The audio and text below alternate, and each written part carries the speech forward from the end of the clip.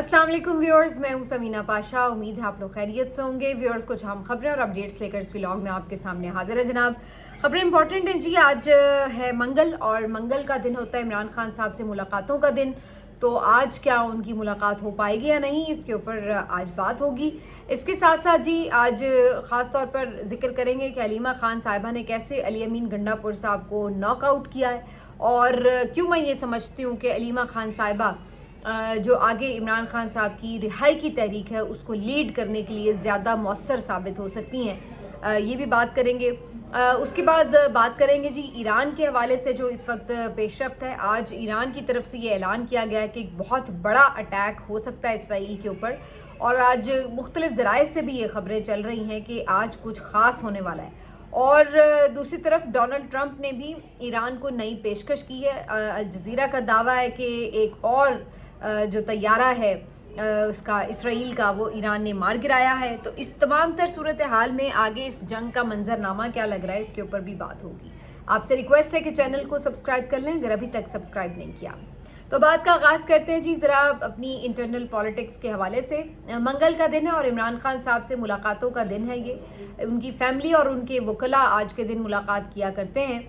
और जैसा कि आप लोग जानते हैं कि वकला से जो लिस्ट भेजी जाती है तो मुलाकात तो नहीं करवाई जाती, लेकिन फैमिली को एक आध दफ़ा मिलने दिया गया और या फिर सिर्फ उनकी दो बहनों को मिलने दिया जाता है। तो पिछले कुछ अरसे से तो यही रूटीन नज़र आ रही थी, लेकिन आज क्या होगा, क्योंकि अब तो टोटली मुलाकातें बंद हैं इस वक्त और ना ही कोई समातें हो रही हैं, ना ही इमरान खान साहब की मुलाकातें कोर्ट ऑर्डर्स के मुताबिक करवाई जा रही हैं। तो इस सारी सूरत हाल में जो बाज़ाहिर नज़र आ रहा है वो ये कि आज भी इमरान खान साहब की वकला से तो खैर बिल्कुल मुलाकात नहीं करवाई जाएगी, लेकिन बहनों में से शायद बाकी दो बहनों से मुलाकात करवा दी जाए, यानी नौरीन खानम और उज़्मा खानम साहिबा से शायद इमरान खान साहब की मुलाकात हो जाए।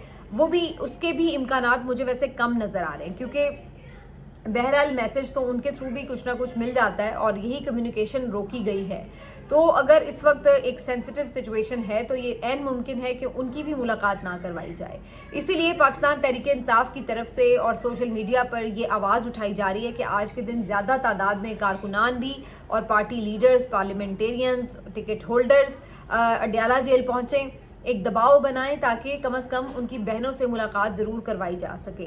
क्योंकि अगर वो सिर्फ बहनें जाती हैं तो फिर उनको तो बेचारियों को वो दूर कहीं नाकों पे रोक लेते हैं, फिर वो पैदल गर्मी में जाती हैं आगे अडयाला तक, और फिर उसके बाद भी उनको बिठा के भेज दिया जाता है, मुलाकात नहीं बाज़ुकात करवाई जाती। जबकि अगर ज़्यादा तादाद में लोग बाहर हों तो एक प्रेशर बनता है और उसकी वजह से कहीं ना कहीं कुछ मज़ामत होती है और फिर मुलाकात करवा दी जाती है।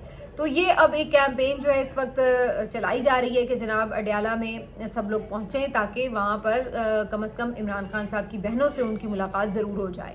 अदरवाइज़ तो वकला की भी एक लिस्ट जो है वो भेज दी गई है, जिसमें नईम हैदर पंजोता साहब, न्याजुल्ला न्याजी साहब, काजी अनवर साहब, अहमद अवैस एडवोकेट साहब, एक और नाम है। तो इन नामों को भिजवाया गया है, लेकिन सबको पता है कि इनकी किसी की मुलाकात नहीं होगी। मुलाकात सिर्फ जो है बज़ाहिर हो सकता है कि दो बहनों से हो जाए अगर हुई तो। अब अगर इमरान खान साहब की मुलाकात आज हो जाती है तो उस सूरत में आप देखिएगा कि क्या ज़ोरदार किस्म का स्टेटमेंट जो है ईरान इसराइल जंग पर वो सामने आएगा।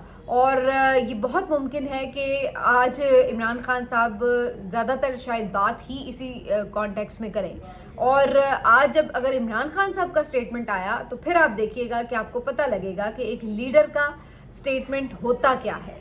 फिर आपको पता लगेगा, ये जो तमाम लोग बड़े डिमांड्स करते नज़र आ रहे हैं ना कि जी खान साहब का स्टेटमेंट नहीं आया, देखिए जी इसराइल को कंडेम नहीं किया, हालांकि उन्हें भी पता है, ये बात उन्हें अच्छे से पता है कि उनकी टाइमलाइन भरी हुई है इसराइल के ख़िलाफ़ मज़म्मती ट्वीट्स के साथ भी और फ़लस्तीन की हिमायत में, दीगर इशूज़ में।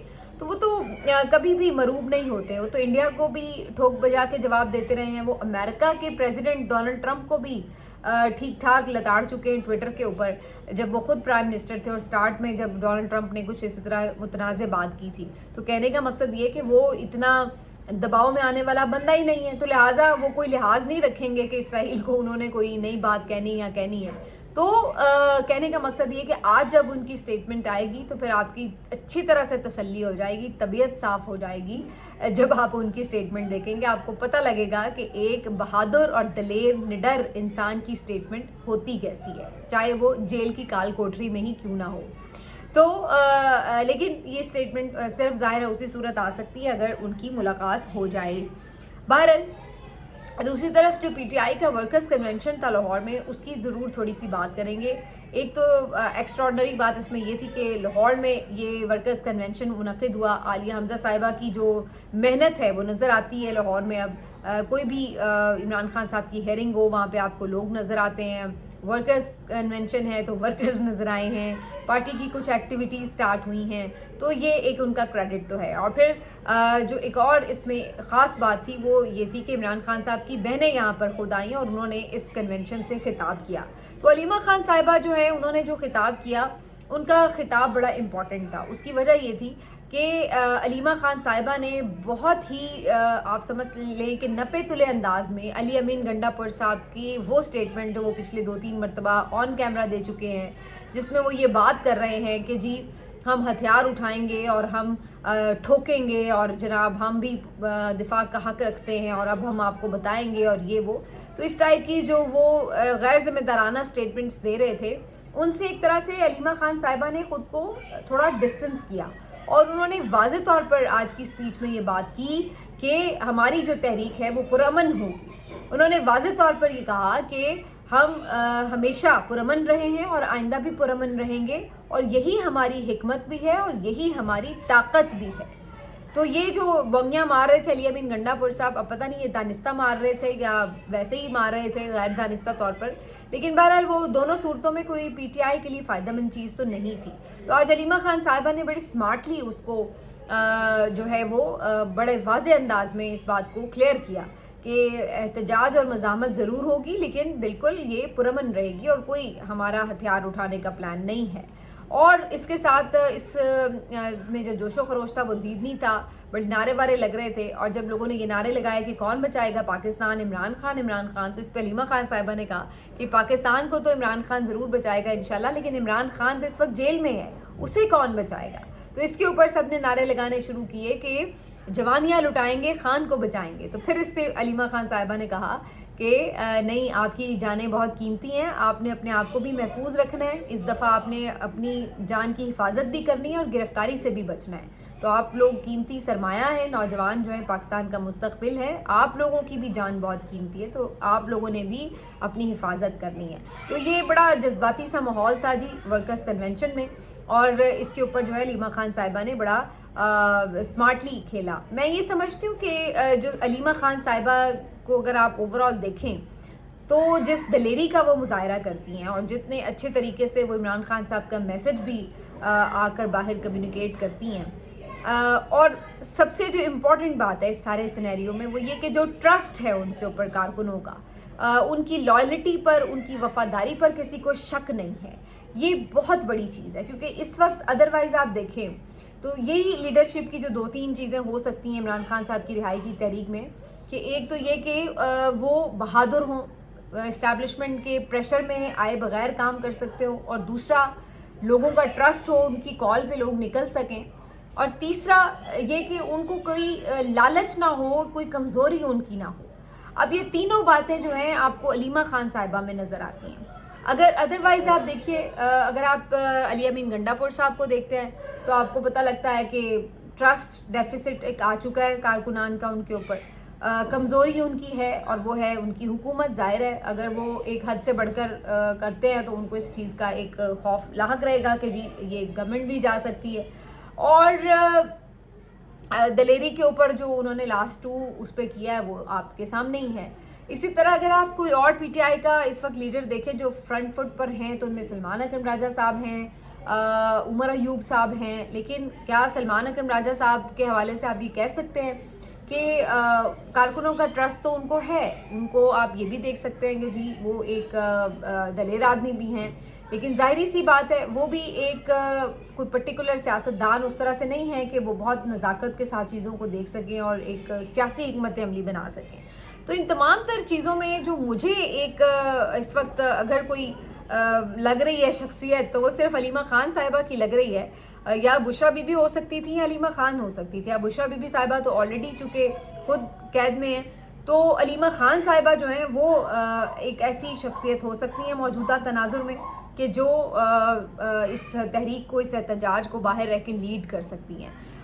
وہ ظاہر ہے سنسیئر بھی ہیں خان صاحب سے، ان کو لوگ ٹرسٹ بھی کر رہے ہیں اور وہ چیزوں کو بہت اسمارٹلی ہینڈل کرنا بھی جانتی ہیں.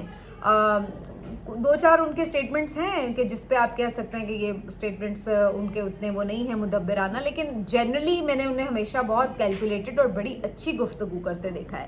تو میرے خیال سے یہ پی ٹی آئی کے بینیفٹ میں ضرور ہے، اگرچہ اس کے اوپر یہ کویشچن آتا ہے کہ جی یہ موروثیت والی یہ وہ کہانی، لیکن اس کو پی ٹی آئی لیڈرشپ کے ساتھ اگر آپ نتھی نہ کریں اور اس کو صرف عمران خان کی جو رہائی ہے اس کے ساتھ کنیکٹ کریں کہ یہ صرف احتجاج اس حد تک ہے کہ عمران خان کی رہائی کے لیے، تو پھر اس کو جو ہے وہ آگے لے کے چل سکتی ہیں. تو اس صورت میں میرے خیال سے بے شک یہ ان کی عمران خان صاحب کے لیے کوئی آئیڈیل سچویشن نہیں ہوگی اور وہ یہ نہیں چاہیں گے، لیکن میرے خیال سے اس کے علاوہ شاید اس وقت کوئی آپشن بھی نظر نہیں آ رہا. یہ میں تو اپنی ایک ذاتی رائے سمجھتی ہوں، آپ اس کے اوپر اپنی رائے بالکل دینے کا حق رکھتے ہیں. اب آ جاتے ہیں جی جو انٹرنیشنل سینیریو میں چیزیں چل رہی ہیں. تو ایران اور اسرائیل کی جو جنگ ہے اس کے اوپر تھوڑی بات ہو جائے. ایک تو پہلی بات یہ ہے کہ جی جنگ زور و شور سے جاری ہے. اسرائیل نے اب باقاعدہ طور پر شہری آبادیوں کو بھی نقصان پہنچانا شروع کر دیا ہے اور ایسے ٹارگٹس پہ بھی حملے کیے ہیں کہ جہاں پر کوئی اس بات کا خدشہ نہیں تھا کہ یہاں سے کسی قسم کا کوئی ان کو حملے کا خدشہ تھا یا کوئی ان کی تنصیبات تھیں، ایسا کچھ نہیں تھا. لیکن اس کے باوجود بھی انہوں نے ایسی جگہوں پہ بھی حملے کیے جو شہری آبادیاں تھیں اور اب جو ڈیتھ ٹول ہے وہ 300 سے اوپر جا چکا ہے ایران میں. اس کے علاوہ آج انہوں نے سرکاری جو ٹی وی چینل ہے ان کا اس کے اوپر بھی اٹیک کیا ہے اور یہ چونکہ نشریات لائیو چل رہی تھیں، ایک خاتون اینکر جس کی بہت زیادہ تعریف ہو رہی ہے اور بالکل میرٹ پر تعریف بنتی ہے ان کی، وہ جس طرح سے اپنی ٹرانسمیشن کنڈکٹ کری تھی اور اس دوران ایک دم اٹیک ہوا ہے اور وہ سارا منظر جو ہے ظاہر ہے کیمرے کی آنکھ نے محفوظ کیا. ایک دم سے جیسے ایک ارتعاش ہوا، ایک لرزہ طاری ہوا اور پھر دھماکے کی آواز بھی آتی ہے اور پھر وہ جو خاتون اینکر ہیں کوئی یہ نہیں کہ چیخ کے ڈر کے اور ایسے وہ بالکل حواس باختہ ہو جائیں، وہ بڑے آرام سے وہ اٹھ کے کرسی سے اٹھ جاتی ہیں کہ جب وہ ہوا ہے اور وہ کہتی ہیں کہ جی یہ اٹیک ہو گیا ہمارے ٹی وی چینل پہ بھی، اور اس کے ظاہر ہے فوراً بعد پھر کچھ دیر کے لیے ٹی وی کی جو نشریات ہیں وہ منقطع ہو جاتی ہیں اور پھر کچھ ہی دیر میں میرا خیال ہے ہارڈلی آدھے گھنٹے میں 20-25 منٹ میں وہ نشریات بحال ہوتی ہیں اور پھر وہی خاتون اینکر واپس آ کے اپنی سیٹ پہ بیٹھتی ہیں اور اس کو کنٹینیو کرتی ہیں. تو یہ جو دلیری کی ایک نئی مثال ہے یہ آج نظر آ رہی ہے کہ کس انداز سے آپ دیکھیے عام طور پر دیکھا جائے کہ کہیں دھماکہ ہو تو بندہ وہاں سے 2 منٹ نہ لگائے نکلنے میں کہ جی بس نکلیں اور کسی سیف جگہ پر پہنچیں، لیکن وہ خاتون اینکر نے جس بہادری کا دلیری کا مظاہرہ کیا، ہر کوئی ان کو آج سلام پیش کر رہا ہے، سلیوٹ کر رہا ہے کہ بھائی یہ بڑے اپنے اعصاب کو کنٹرول کرنے کی بات ہوتی ہے اور ایسے موقع کے اوپر دوبارہ آپ آ کے اپنی سیٹ پر بیٹھیں اور اسی کانفیڈنس سے پھر سے کام شروع کریں، بلکہ اس سے پہلے سے زیادہ جذبے سے انہوں نے کام شروع کیا. تو دیٹ شوز کہ جو ایرانی آپ کی قوم ہے اس کے اندر ایک جذبہ ہے اور وہ لوگ نڈر لوگ ہیں اور انہوں نے بڑی دلیری کے ساتھ جو ہے وہ سارے اس سچویشن کو فیس بھی کیا اور سٹل کر رہے ہیں. تو یہ کافی آج ویڈیو بھی وائرل ہوئی تھی ایرانی خاتون اینکر کی، اور اس کے ساتھ ساتھ جو اور اسرائیل کی طرف سے اٹیکس کیے گئے ہیں، کچھ ہاسپٹلس کو جزوی نقصان پہنچا ہے تو یہ بھی ہوا ہے. لیکن دوسری طرف ایران نے بھی آج بڑا اعلان کر رکھا ہے اور ایران کا کہنا ہے کہ آج ان کے لیے بڑی بھیانک رات ہونے والی ہے، بہت زوردار قسم کا اٹیک ان پہ ہوگا اور سرپرائز مل سکتا ہے. یہ بھی کہا جا رہا ہے کہ ابھی جب میں ریکارڈ کرنے لگی تھی ویڈیو تو میں یہ خبریں دیکھ رہی تھی کہ نیا انہوں نے میزائل کا ایک پورا جو حملہ ہے وہ لانچ کیا ہے اسرائیل کے اگینسٹ، اور اسرائیل میں ایک دفعہ پھر سے سائرن بجنا شروع ہو چکے ہیں. تو رات کا یہ سلسلہ جو ہے تقریباً ڈیلی ایران کی طرف سے ہو رہا ہے. اور آج ایک اور بڑی انٹرسٹنگ ویڈیو دیکھنے میں آئی کہ جو ایک پائلٹ ہیں انہوں نے ایرانی میزائل کی باقاعدہ فوٹیج بنا لی. وہ جہاز اڑاتے ہوئے سامنے سے بالکل وہ نظر آ رہے تھے میزائل جاتے ہوئے، تو انہوں نے باقاعدہ اس کی فوٹیج بنا لی. تو یہ بھی ویڈیو کافی وائرل ہوئی ہے آج سوشل میڈیا کے اوپر. اس کے علاوہ جی آج ایران کی طرف سے جو یہ میزائلوں کا نیا اٹیک لانچ ہوا ہے اس کی وجہ سے لگ یہ رہا ہے کہ خاصا نقصان ہونے والا ہے اسرائیل کا مزید. اور اس سارے تناظر میں بھلے نقصان تو ہو رہا ہے اسرائیل کا بھی، لیکن جیسے میں ہمیشہ کہتی ہوں کہ ظاہری سی بات ہے ایک جنگ ہے اور جنگ میں دونوں طرف کا نقصان ہو رہا ہوتا ہے اور ایسے میں ڈونلڈ ٹرمپ کا ایک اسٹیٹمنٹ پھر آیا. ڈونلڈ ٹرمپ کافی ویسے ایکٹیو ہوئے ہیں. آج ترکی کے صدر طیب اردوان سے کوئی 2-3 مرتبہ ان کی بات ہوئی ہے. اس کے علاوہ سعودی شہزادے سلمان سے بھی ان کی بات ہوتی رہی ہے, محمد بن سلمان سے, اور باقی ممالک سے بھی وہ رابطے میں ہیں. تو انہوں نے ایک دفعہ پھر آج یہ بات کی ہے کہ ایران یہ جنگ جیت نہیں رہا اور الٹیمیٹلی اس کو بات کرنی پڑے گی, معاہدہ کرنا پڑے گا, ڈیل کرنی پڑے گی. لیکن اگر بہت تاخیر سے کی تو پھر اس کا فائدہ نہیں ہوگا, بہت نقصان ہو چکا ہوگا. اس سے بہتر یہ ہے کہ ایران فوری طور پر معاہدے کی طرف آ جائے. تو ڈونلڈ ٹرمپ کافی پر امید بھی ہیں اور کافی کنونس کر رہے ہیں ایران کو کہ وہ جنگ بندی کرے اور کسی اگریمنٹ کے اوپر آ جائے. اور وہ اگریمنٹ یہی ہو سکتا ہے کہ جی ہم ایٹمی ہتھیار نہیں بنائیں گے, تو اس کے اوپر کوئی انڈرٹیکنگ دے دے. لیکن ایران جو ہے وہ ابھی اس طرف آتا نظر نہیں آ رہا, بلکہ وہ یہ سمجھتا ہے کہ اب تو اور بھی زیادہ اس کو ضرورت ہے کہ وہ اپنی ڈیٹرنس کے لیے, اپنے دفاع کی مضبوطی کے لیے اپنے آپ کو اور اکوپڈ کرے. کیونکہ اب اسرائیل نے جس طرح سے حملہ کر کے اس کو یہ میسج دیا ہے, تو اس سے تو اسے اور اندازہ ہو گیا کہ یہ تو بھائی کسی بھی وقت حملہ کر سکتے ہیں. تو پہلے تو شاید وہ سوچ بھی رہے ہوتے ہیں کہ ہم نے دفاعی حکمت عملی کے طور پر نیوکلیئر ہتھیار بنانے یا نہیں. اب تو ان کو اور زیادہ اس کی ضرورت محسوس ہو رہی ہوگی.